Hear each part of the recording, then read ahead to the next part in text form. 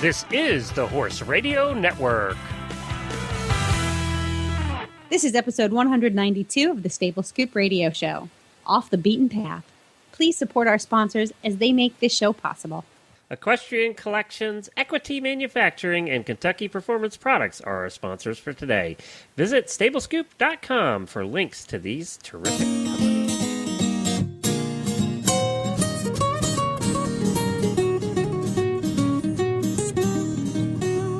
Welcome to the Stable Scoop, with weekly shows delivered right to you.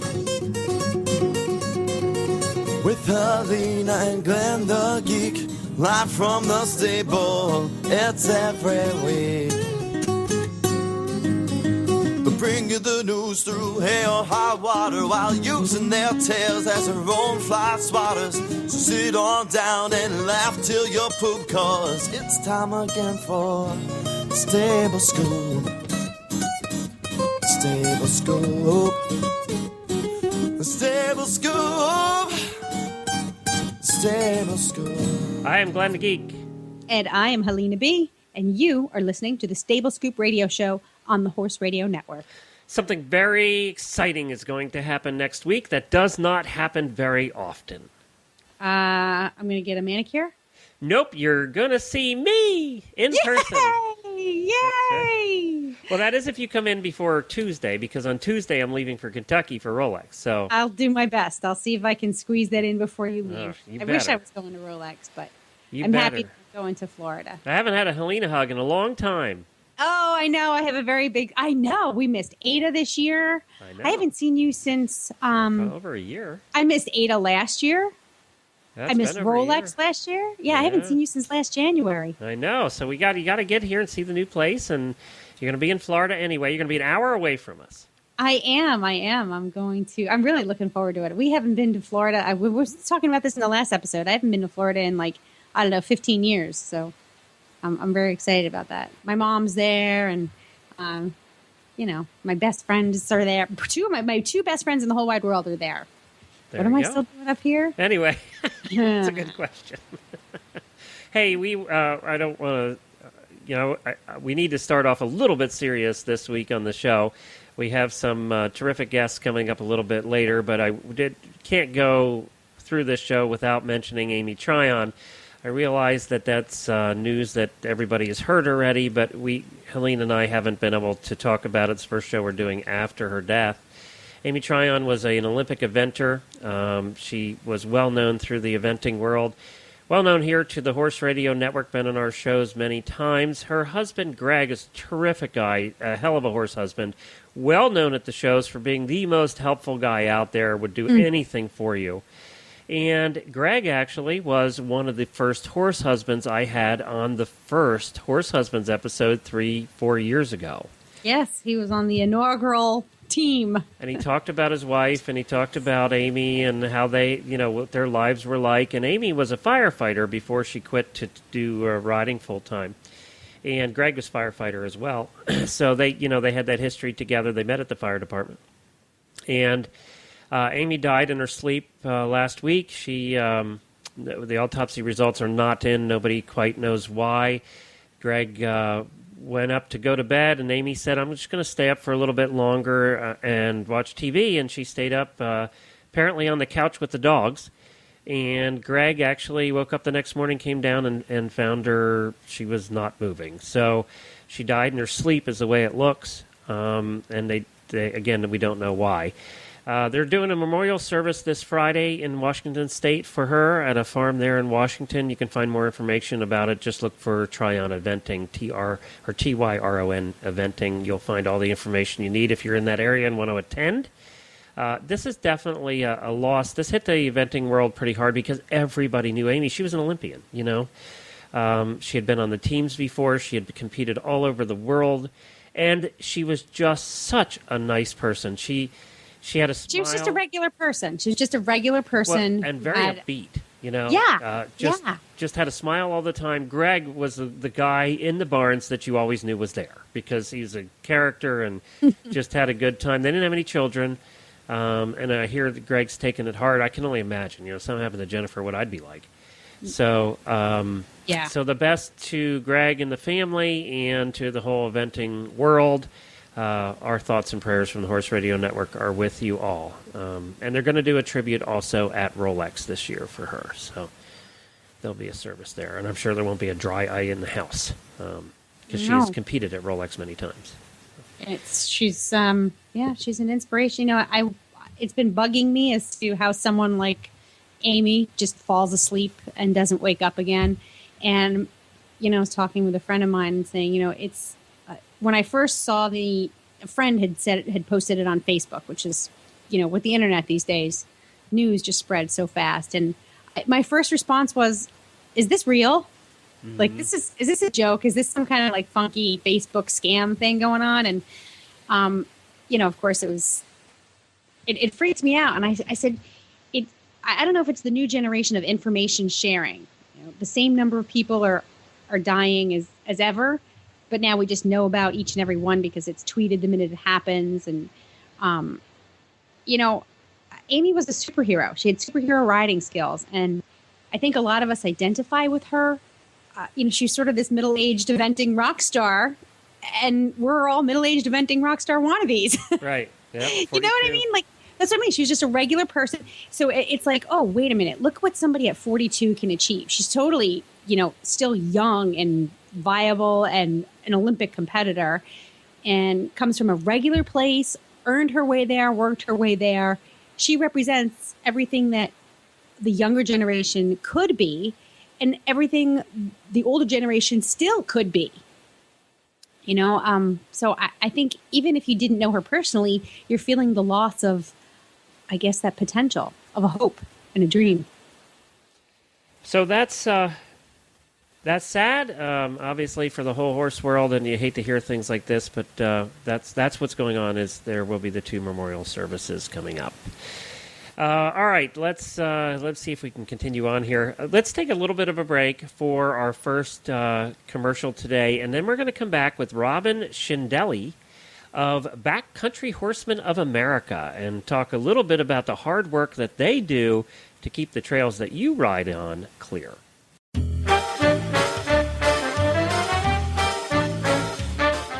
Hi, Glenn, back with you from the Horse Radio Network. I'm here with Debbie with the Equestrian Collections Product of the Week, and it's baby time. Yes, it is.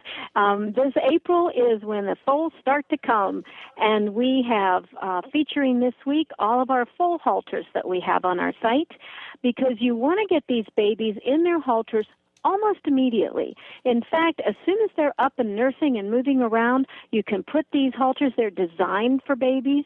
You can put them on them, and from the very beginning, they're used to halters and they're used to being handled. Totally, I have babies, and I totally recommend that you start doing that right away. We have several different types on our site. We have the Weaver one and the Perry's one, and they have grab straps that go with them, so you can teach the little babies to lead. We've got a little foal lead line that goes with one of the halters, and we've got foal blankets in case you are living in an area that is still cold. We do have that, even though we haven't had much of a winter here. Babies are saved by some of these foal blankets during the colder winter months when they're foaled or early spring months. Yeah, I just went into equestriancollections.com and searched foal, and you've got foal jewelry, and you've got you got all kinds of things for foal socks. Right. And I wanted to mention that on our web, be sure and check our Facebook page, our Equestrian Collections Facebook page. We're going to be featuring all kinds of pictures of foals on our pages, and you might want to even participate and send some pictures of your own baby. Well, that's terrific. It's equestriancollections.com. Just search for foal or foal halter or foal blanket, any one of those, and you'll find the entire selection there at equestriancollections.com. Thank you, Debbie. We'll talk to you again next week.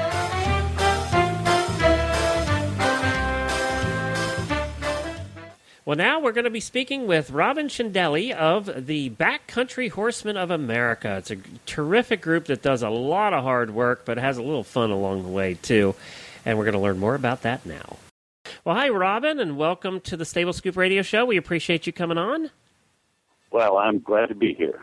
Well, Anytime I can I think we talked about the Backcountry Horsemen once before on the show, but it's been years. So tell us a little bit about what the Backcountry Horsemen of America is and what you guys do.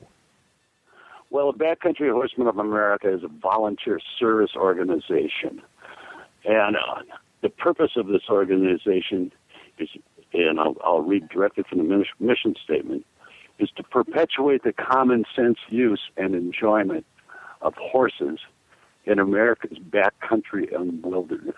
That eliminates me. He threw common sense in there, so I'm out. Yeah. Well, and we work.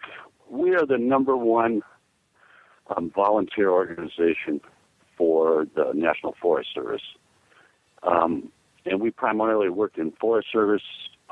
Public lands is our mission.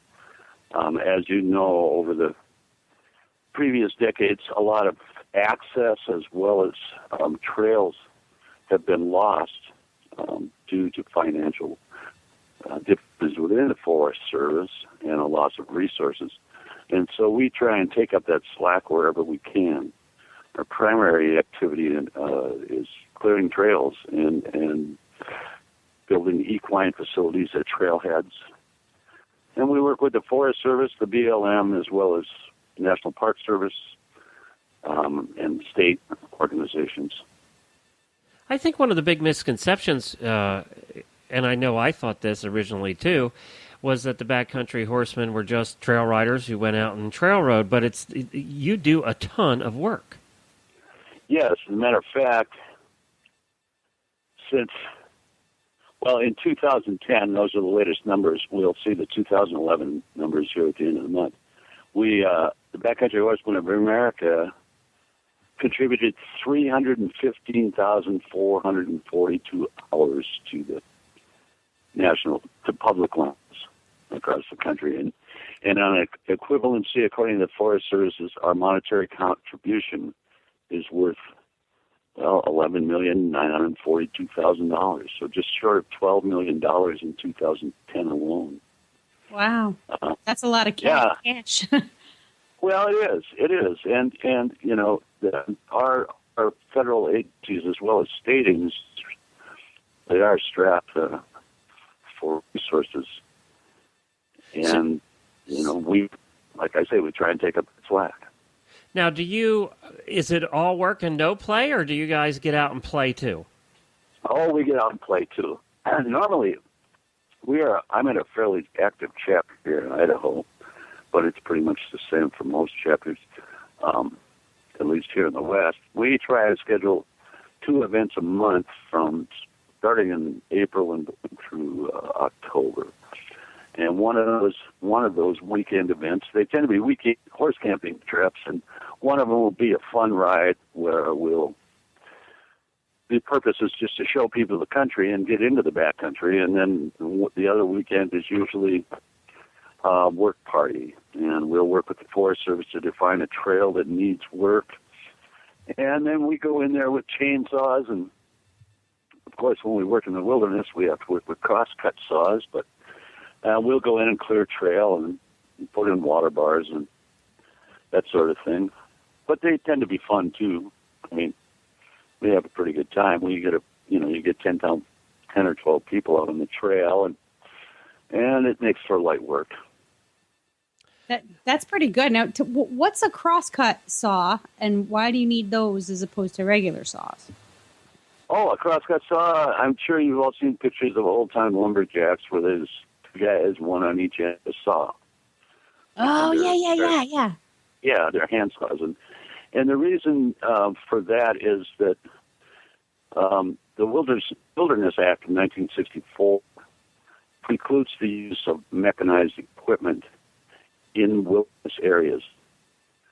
So if you're working in a designated wilderness like here in central Idaho, we have the largest contiguous wilderness area in the lower 48 states, called the Frank Church River of No Turn Wilderness. Well, there's over 1,100 miles of trail, but no chainsaws.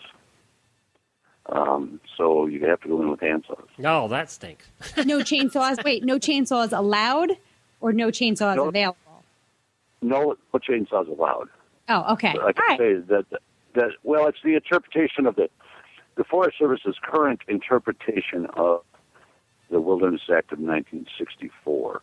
It bans mechanized travel, and it's been interpreted as banning mechanized machinery for trail maintenance, which is a serious issue in all wilderness areas across the country. Because while not specifically banned, the Forest Service can interpret that rule, and two guys with chainsaws can cut out 6-8 miles of trail in a day, and two guys with a cross-gun saw can cut out about a half mile, depending on the downfall. And they're really tired at the end. They're really tired. Yeah, you may not have heard, but the colloquial name for a crosscut saw is the misery whip. Oh, boy. I could think of a few things that would be called a misery whip. Yeah. But, it tends to be hard work, but it's healthy work, and you're in some of the most beautiful country in the world. And so the days go by pretty quickly. Well, now you guys, when you go out on your trail trips, you're going out for a weekend at a time. You guys are doing some serious trail riding and camping, right? Well, yes, and this summer we're working with a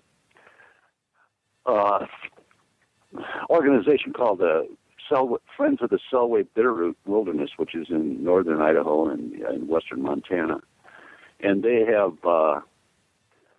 they put the trail maintenance crews that will go in for a week at a time and actually work on a trail. There'll be 10, 12, 14, mostly young people with hand tools, and we support them.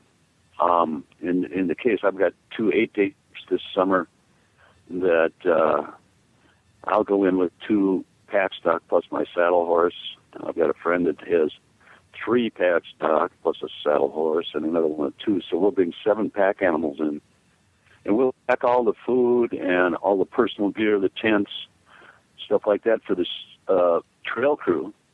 They just carry their tools, and we'll go in and set a camp, and then they'll work out 2 or 3 miles ahead of us, and then usually 2 days later we'll move their camp. And this is a part of the effort where we can aid these crews. They're doing all the heavy lifting, and our mules and horses are doing our heavy lifting. So, Helena, to clarify, we cannot bring our trailer with our living quarters. That's correct. Okay. That's correct. That counts us out there again, too. I don't know. Yeah. I'm thinking all I need is like a can of anti-bear spray and I don't know. And some serious bug repellent. And some bug repellent. Exactly. Oh, yeah.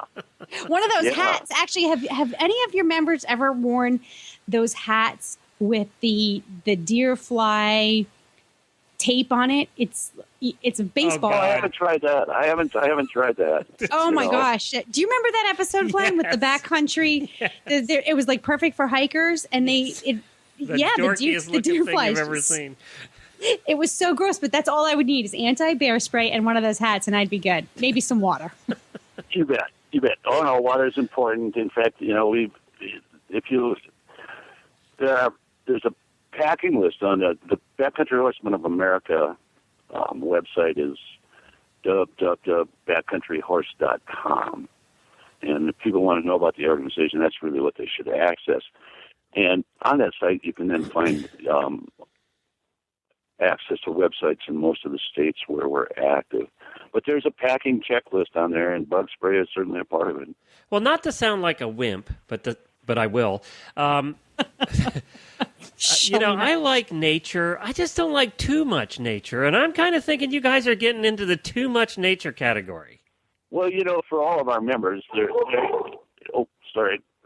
our that's the guard dog. He saves Robin from the bears. That's right. That's right. We have 60 active members in my local chapter, and I think there's 5 or 6 of us that do real serious packing. Okay. We may put together a group of 6 or 8 people. Like last year, we went into the Sawtooth Wilderness here in Idaho, and we had 2, 3, 4, 5, 6 people that had never horse packed and camped in their life, and we went in for 4 days. And that was just a fun trip. I mean, it's spectacular country, and these people wanted to get some experience, really packing their horses and carrying their gear with them for a week. And those trips are just wonderful. I mean, we're talking alpine lakes and teeming with trout and a waterfall running right through your campsite. Bright, sunny, warm days. Does this appeal to you, Helena? Is this appealing to you? Yeah, it does. It does. I would be a little intimidated by it, but if I went with somebody who was really knowledgeable and a trustworthy horse, it does sound appealing to me. It does, yeah. And most of our events don't involve anything like that. I mean, we usually, us early people that are possible, will go on a Friday night, set camp. Saturday morning, we'll go on a trail ride of, maybe 4 hours, maybe 5 hours out and back, whether it's a loop or it's an out and back. We go back to camp at the night, and it's Saturday evening, have a potluck. Everyone sits around the fire and tells lies. We get up the next morning and maybe go for a 3-4 hour ride on another trail, and then everybody packs up and goes home. So it's no different than going to your lake cottage, except most people are sleeping in campers or living quarters trailers. Okay, I'm okay with this one. I can handle this one, I think. Well, I'm thinking about it. I'm visualizing it, and I'm thinking as long as when I'm sleeping in my tent, you do have a tent, right? Like, that's okay for... Oh, sure. Okay, Keeps so the bears tent, out. just as long as I'm not on a rock, in the tent, because don't ask me how, but we camped out in our yard one day and I ended up on the rock. So as long as I'm not on a rock and nothing chafes, when you're in the saddle for 5 hours. She's got this thing. Yeah. That's it, really. Yeah. I mean, otherwise potluck, a 5-hour trail ride, lots of lies. Yes, that sounds like a lot of fun. Just no chafing and no rocks. Yep. And Okay. what do we call those? Refreshing adult beverages. Yeah.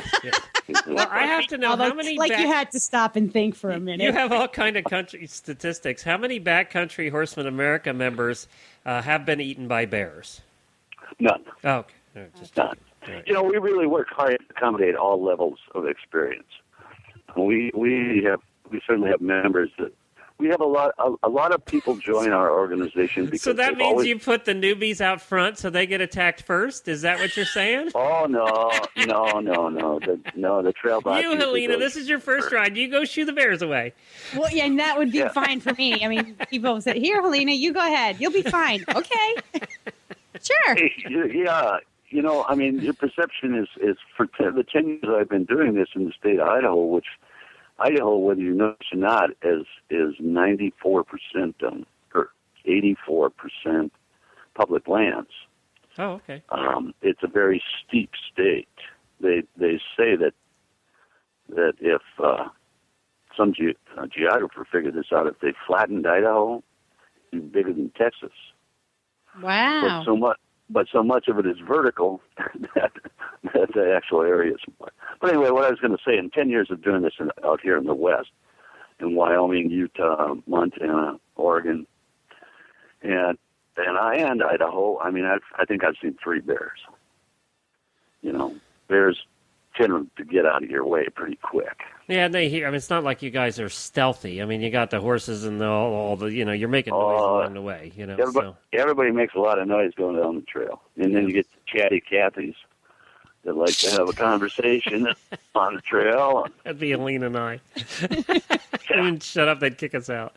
Well, you can find out more about this at Backcountry Horse. We're doing a lot of kidding around here, but I really think it's a cool organization. And Jennifer But Jennifer, my wife, would do this in a minute. She loves to trail ride. And, 80% of this country trail rides. That's the largest segment of the horse population in the world, actually, is trail riders. It's not competitors. It's not, it's not people who show. It's trail riders. You bet. And one of the in every state where we have chapters, in every state we're in, one of the primary objectives of all those units is education.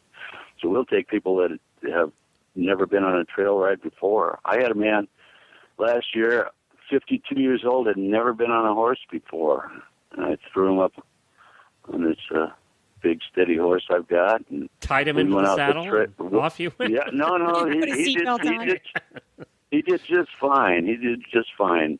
You know, a lot of the horses that we use, yeah, they're pretty. Doesn't matter who gets. Yeah. It doesn't matter who gets on them.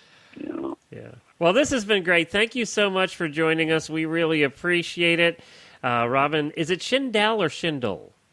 It's Schindley. Actually. Schindley. Okay, so Schindel. Robin Schindley. Schindley. Well, and thanks for Backcountry giving me an opportunity problem. to talk about backcountry horsemen. I'm always willing to do that.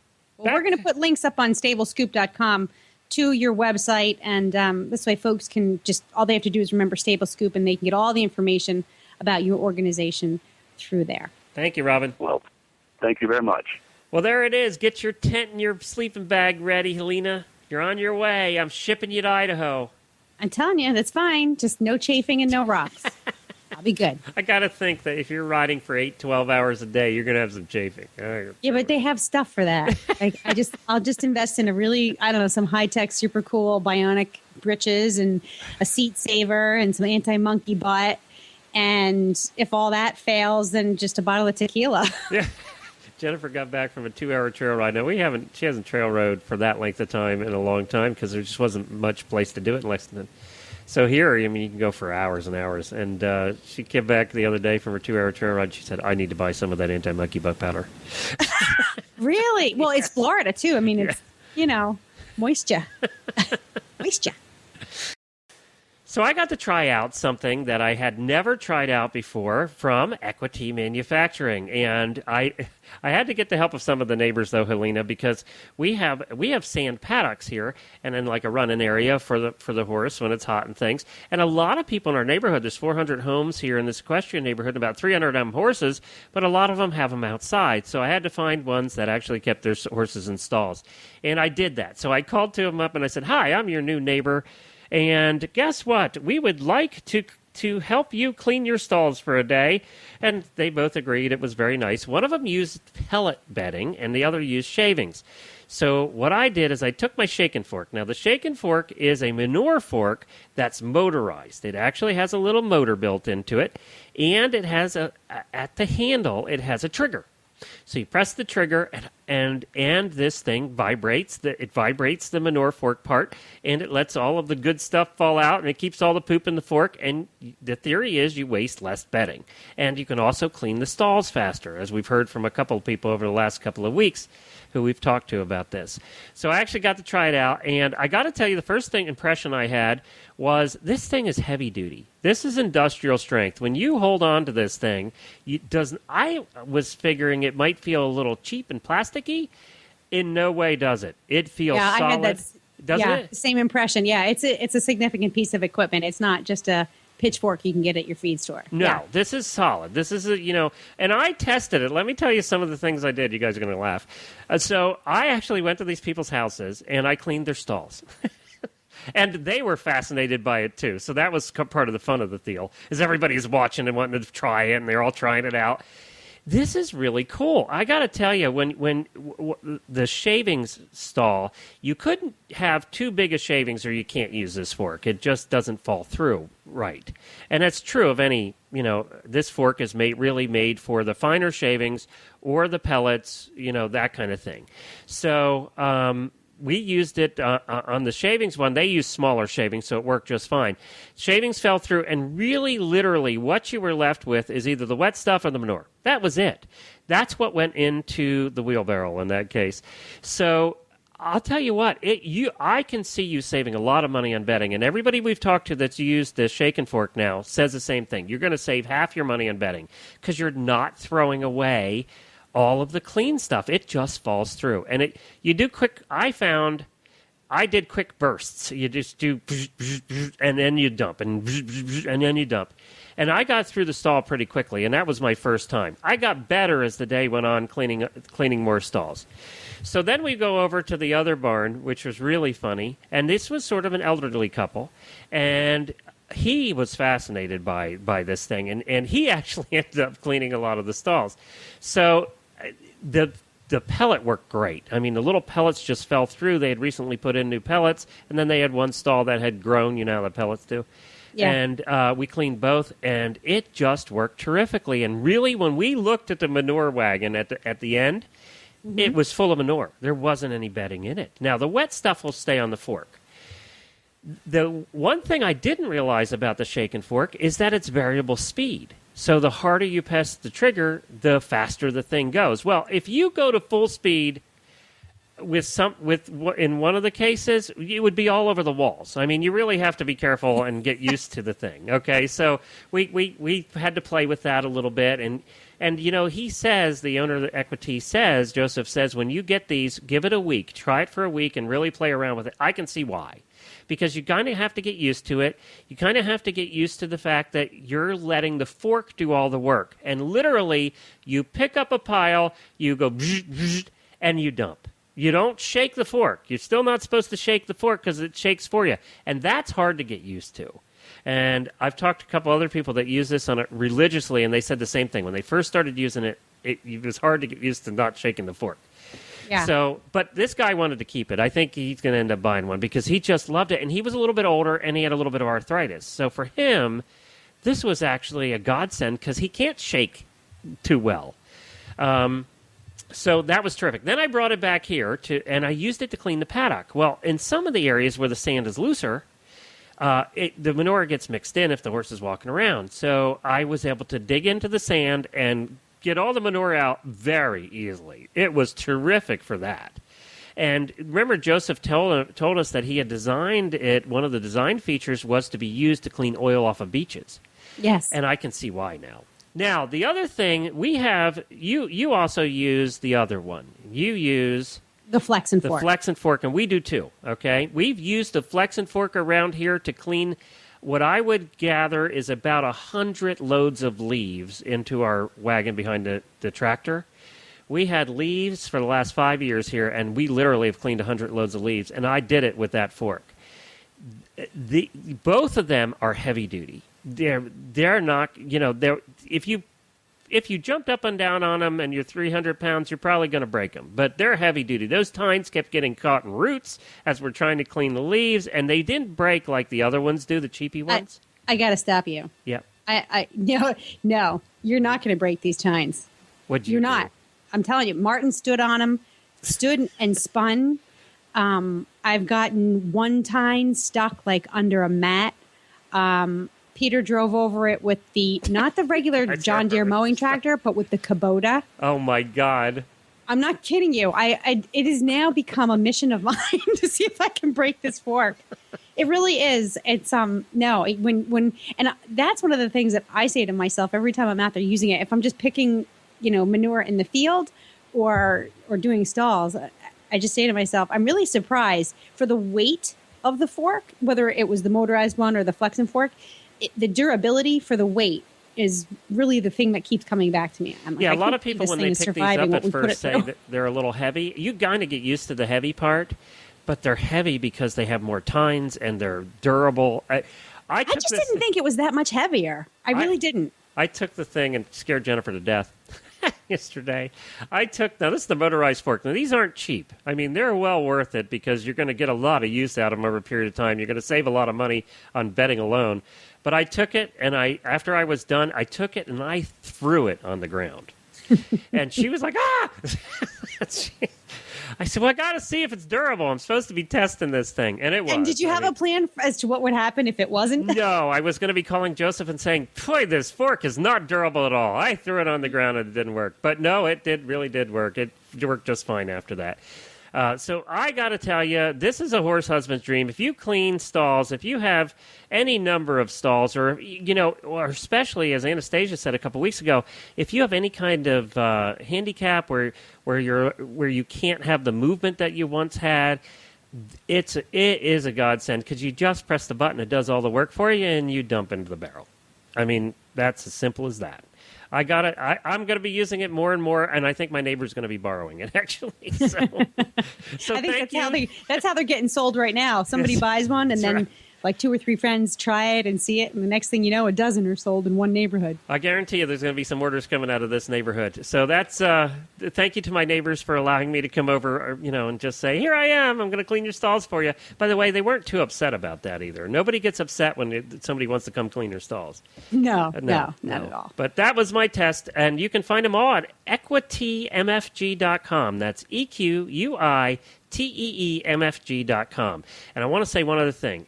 They are a little bit more expensive than you're used to, especially the motorized one. But you will save money with this thing. It's going to last you a long time. And, and if you have a horse husband that you try to get to clean the stalls, you hand him this thing, he's going to go clean the stalls just because it's fun. That's all I'm going to say, because you know what? Us horse husbands, we need a distraction, and something motorized is a distraction enough. EquityMFG.com. Oh, all I have to say, I'm listening to this whole thing, and I'm like, yeah, that'll be the last time you do stalls.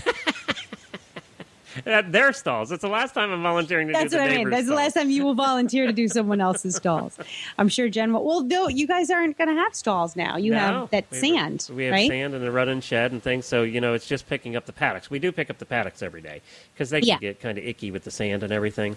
Yeah. But that's nice to be able to pick, like my it's funny because the manure out in my field, when it rains and then the horses run through it, it makes these craters, right? Yep, That I'm constantly trying to repair. And my neighbors all laugh at me because I'm out there in my pajamas with a cup of coffee at like 6:30 every morning, trying to even out my field by stepping on the divots. Anyway, where was I going with this? Oh, yeah. So now that we haven't had rain in like a million years, all those craters have dried, and it's really hard. And guess where the manure goes? Yep, in the divots. In the divots.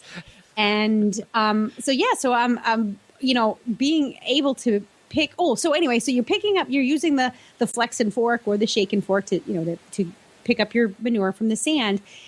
Like I said, thank God for the flex and fork, because I'm always jamming the fork into these divots, and I get mad because I'm like, stupid divots, and I'm jamming the fork in there, and I think, oh God, he's going to kill me because I am going to be the one and only person who breaks his fork in life.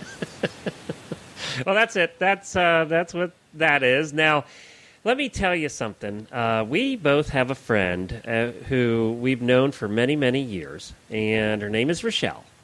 And she decided that she wanted to be a veterinarian, and not at a young age either. We're talking in her 30s. And she worked for years to get into vet school, and it is very difficult, especially if you're coming back as an adult, not right out of college, to get into vet school. It is hard. So she tried vet schools all over the world and got accepted into a vet school in Slovakia. Yes, well, and she's from the UK. She's right. British. She is British. So she has, and she's traveled the world with in the driving community as one of the top grooms for some of the top competitors in the driving world. And so she's been all over the world. She spent a majority of the time here in the United States. That's how we all met. We all worked together with Jennifer. And man, did I learn a thing or two from Rochelle. So, when she did go to choose her schools, she had, I think, a broader experience than most vet students. And it takes some guts to want to go to a foreign country where they speak a strange language and go to vet school. Rochelle's got guts, let me tell you. Yeah, she'll do anything. She's got guts.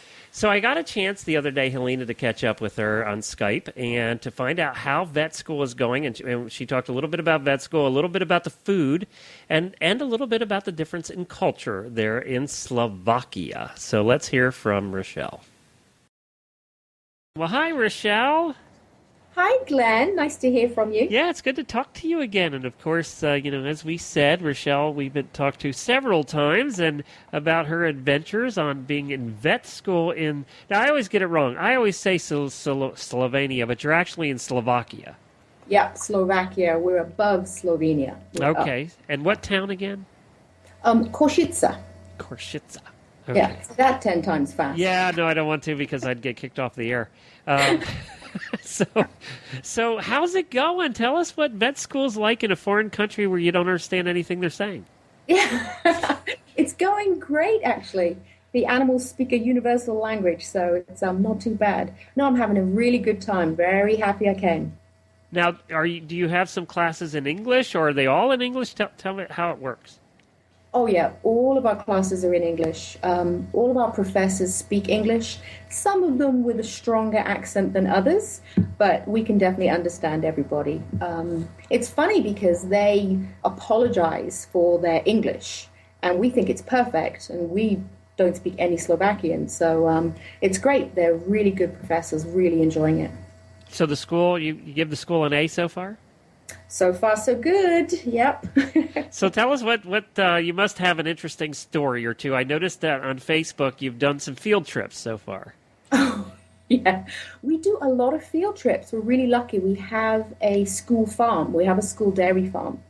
And so we go there on trips. We've also been to other farms, pig farms. I think we're going to a chicken farm in a couple of weeks. We also have a school stables, which is fun. We go there for riding lessons actually on Wednesday. So that's kind of nice. So you have been able to ride since you've been there? Yeah, we've been riding, yep. And we've also been doing a little bit of vaulting. Really? What's that? The only vaulting you've ever done up to this point is involuntary. Exactly. Illegal dismount. Yeah, that's what it's called. No, the guy is he's a Slovakian vaulting instructor and works for the Slovakian team. He's been to multiple world championships and such like, and we just happen to have him here at our vet school. So he teaches us. It's good fun. So you can do a flying leap onto a horse now? No. Flying leap off a horse? I mean, he's teaching us, doesn't mean we're learning. But yeah. No. Poor guy, he leaves crying every evening. And have you made friends? We've made a lot of friends. Yeah, we have actually. All seems to revolve around a couple of matriculation balls that we had. And so we went and we were sitting with all the Slovakian students. And I think they're a little nervous because they don't really know any of us and they're a little embarrassed to come up and say hi. So a little alcohol was involved and many friends were made that night. So that's good. And then we also have 3 times a week, we have anatomy that we go and we can do our self-study. So we go in, it's big, you can imagine a big anatomy building, big, disgusting, smelly, horrible building, dead animals everywhere. And there are students that have to monitor that. And so we know them really well because they always see us in there. So, yeah, we've made a lot of good friends, actually. They're nice people, really nice people.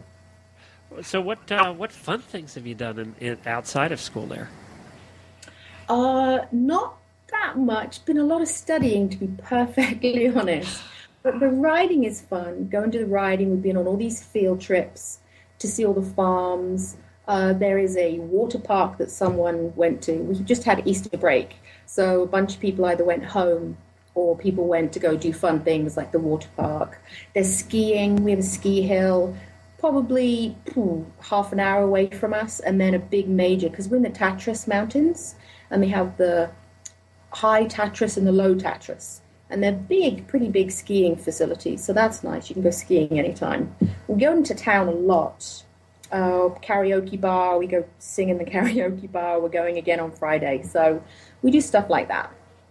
Well, now, do you, how about the food? So has the food been a culture shock for you?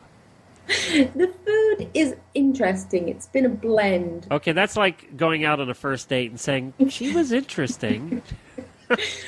So there's a cafeteria here in the building. And there's also one at school. But it's all in Slovakian, and you have to order it the day before. The problem is we have no idea what we're ordering. And so we're too chicken to order it. So we go there with our little, Slovak books, and we try and figure out what it is, but we can't figure out what the food is. So we've eaten the goulash. The goulash is amazing, and there's many amazing things. But we also, in our anatomy, we have a great teacher in anatomy, and she was telling us all about interesting foods, and we happened to be doing the digestive system of ruminants. And she said, oh, yes, the rumen, you make a very good soup out of this. And I'm like, what? And they make a soup called drushki, and it's made from the rumen of a cow. Which is basically the intestines, right? Yeah. So we wrote down the name. You know, intestine soup doesn't sound as good as what do you call it? Ruski. Yeah. Ruski. Yeah. Yeah, exactly. It sounds pretty good, doesn't it? Good. So have you gotten anything that you went, oh, I just don't like this. This is not good. Well, we've had lots of food that we have no idea what it is. So lots of meat products that we're not sure. There's a lot of salamis and sausages, but they all taste pretty good, to be perfectly honest. So is it more to the German food? Would it be more like German food with the It's sausages not- and the salamis and things like that? There's no bratwurst here. Haven't found any bratwurst. Okay. Not decent bratwurst anyway. All right. And I lived there when I was a kid, so I kind of was expecting that kind of food. And we're right near Austria, so one would think have something a little Germanic. But they have their own stuff. Lots of sausage that you couldn't even say it was Italian sausage or anything. It's got a lot of paprika. Everything's got paprika in it. So What else? very smoky flavored. Yes, exactly. Yeah, a lot of greasy sausages too. I like sausages, but Well, no. I assume that the beer has come over. That has made the way across the border. Oh, yeah, you're missing out. If you're a beer aficionado, you need to be here. Pivo, it's called Pivo, Pivo, and it costs about 90 cents for a glass of Oh, Pivo. really? Yeah, So you can be a cheap drunk. So cheap. Yeah. Even things like shots and that, everything is much, much cheaper. Yeah. They're a big drinker, actually. There's a big drinking community here. You walk into town, and there are lots of little cafes selling coffee and cake. And then right next door will be basically a little bar with seats outside. And all during the day, everyone's sitting around drinking. I mean, not that they're alcoholics, but everyone's out. It's a big kind of social scene. Everyone's drinking in the afternoons. Do they do the Interesting. siestas there like in Spain and Mexico? No No. siestas, sorry. Just thought I'd ask. I'm think really you- voting for siestas. Oh, really? Kind of liking that idea. Well, now, so as far as schooling is concerned, how are you doing grade-wise and everything? Oh, terrible, terrible. They're going to kick me out in a minute. No, I'm doing fine. I'm hanging on in there. And like I think everyone says for vet school too, it's not what you're learning, it's the amount. And it really is a ridiculous amount of information to smush into my old brain. So I literally just sit at my computer all day, all my hours. When I'm not out doing something else, animal type, I'm back in reading, going over my homework. So there's a lot of reading. Well, I'm glad you're doing well, and it's so good to get caught up with you again. We'll keep in touch, and we'll keep tabs on you. You're our adopted vet student. So, Thank and you. of course, we had to have an adopted vet student from Slovakia because that's just exotic, and we don't know anything about Slovakia. What I know about Slovenia is that's where all of when the last cruise I took, most of the servers and things were from Slovenia, and they were all absolutely gorgeous blonde girls. Yes. They're very beautiful people over here, actually. Yep. All the girls are very fit. They're tall, slender. They get up in the morning and they are made up. They have high heels and makeup and jewelry and they go to class. Oh, yeah. You won't see many Slovakian girls looking dowdy. They're the best dressed vets in the world, right? Yeah, exactly. Yeah. Oh, yeah. They put us to shame, let me tell you. They really do. Yeah. Us slovenly Americans. Yeah. On a Wednesday morning, 7 o'clock class. Well, thank you, Rochelle, and good luck. Keep it up. Thanks, Glenn. I appreciate it. Regular listeners to the show know that we love Kentucky Performance Products. And that's an easy thing to do because Kentucky Performance Products stand behind their products and they believe in them. Your complete satisfaction is guaranteed. If you are unsatisfied with any of their products, they will gladly refund your money. Does your horse or pony get fat on air alone? Is he living in a dry lot or turned out with a muzzle? Can't feed him more than a handful of grain and some hay? Then you need Microphase. Microphase is a great way to ensure your horse or pony gets all of the nutrients he needs to stay healthy without adding calories to his diet. Microphase contains the vitamins and trace minerals not found in grass or hay, and your horse will eat it right out of your hand. You can learn more about Microphase and all of the products from Kentucky Performance Products by visiting kppusa.com. That's kppusa.com. USA.com. Check out Microphase. Oh, I miss adventures with Rochelle. Not that I want to be in Slovakia right now. I'm more interested in going to Florida at this point. But, she really, she just has such a wonderful perspective on life's adventures. And I think she's going to make a fantastic veterinarian. One of the fond memories I have of the time when you were all together up there in Massachusetts was when you all went to take a polo lesson. You guys, you and my wife, Rochelle, and a couple of the other people from the barn went and took your first polo lesson, and you guys laughed and had the best time I've ever seen you have. I mean, oh my just God, had so much fun. All I remember was her screaming to me because they all used to call me H because it just took too long to say Helena, and Rochelle used to call me H. And I remember, with these polo ponies, they were not teachable polo ponies. These were polo ponies. These were like live action polo ponies. They weren't used to giving people lessons, So I was like, well, how do you put your leg on? And all I did was like relax my leg, and this thing took off like a shot. Next thing I know, someone's like, post to the canner. And it was Rochelle. She's like, H, post. I'm like, I'm trying. I got this like 900-pound mallet, and all I hear is Rochelle screaming, H. If I could, I would. Oh yeah, we had a really had a blast. Great time. I still say that we will reconvene. I think we will put the team of Jennifer, Rochelle, Margaret, and Helena back together again someday. I think that'll happen. In Florida, preferably. Thank you very much, Rochelle. I know you want to maybe work with exotic animals. We have lots of those in Florida. So. Oh gosh, yeah, she could go down to SeaWorld or anywhere right down there. We have a million zoos and parks down here, so come see us down here, Rochelle.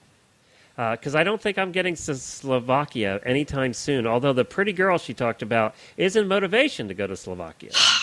God, pretty girls and pork. If anybody out there listening wants to know how to get on Glenn's good side, I do like pork, give him either one of those things. I'm a pork guy. I like pork. The other white meat. Well, that's it for this week. That's about all we've got. We're going to come back to you next week. Now, next week's going to be a little bit different, too, in that you've just gotten home from Florida, and I'm going to be talking to you from Rolex. Yeah, so I'll be on the phone for that show, and I'll be talking to you from Rolex. So hopefully I'll have a report. That'll be Thursday. Let me see. Thursday, we're going to record that. That's Dressage Day. Yep, I have all the time in the world to talk to you from Rolex. That won't be all the time. That's awful. We have a whole show called the Dressage Radio Show, and here you are throwing dressage under the bus. Let me tell you something. At Rolex, there's dressage on Thursday and Friday. Thursday, there's nobody in the park, and there's a whole day of dressage. Friday, you get about you get a few thousand people in the park. Saturday for cross country, there's 50,000 people there. So there you go. Well, that's what that's the meat and bones of eventing.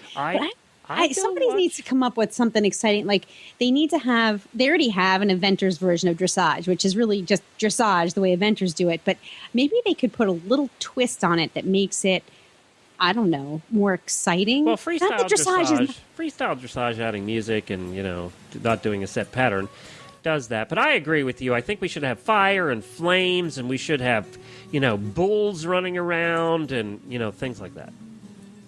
Okay, no. That's a rodeo. Wait a minute. That's wrong. That's not even a rodeo. That's a circus. Don't forget, you can find all the shows on the Horse Radio Network at horseradionetwork.com. Helena, we'll see you in a couple days. You will indeed. Tally ho.